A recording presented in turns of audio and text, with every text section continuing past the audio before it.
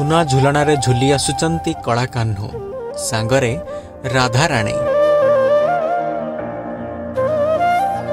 धरापृष्ठरे महकी जाउची प्रेमर महक, चारिआडे रंग ओ अभिरर असर।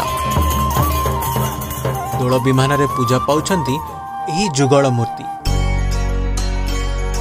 राग अभिमान को भंज करी स्नेह प्रेम और निस्वार्थपर भल पाइबाकू बांटी देउछंती। समस्त क्षेत्ररु शुभुची राधेकृष्णଙ୍କ प्रतिध्वनि एवं शंख हुलाहुरी रे कंपी उठुची सारा जगत।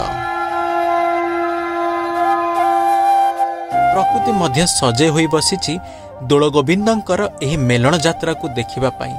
श्रीमंदिर रत्न सिंहासन रे राजा बेशरे शोभा पाउछंती चतुर्थ मूर्ति एवं मदन मोहन साजी चली आछंती भक्तंक मेलणकू। दुष्ट कान्हा और अभिमानी राधाराणींकर एही विचित्र एवं अद्भुत लीला को देखिबा पई बसंत ऋतु मध्य निजको अटकाई पारि नाही। निजर मलय पवन रे आगमन करिछि धरित्री मार कोलको। उपहार स्वरूप नहीं आसीछि आनंद उल्लासर पर्व होली को। लोक माने एही गण पर्व को बहुत हस खुशीर सह पालन करती।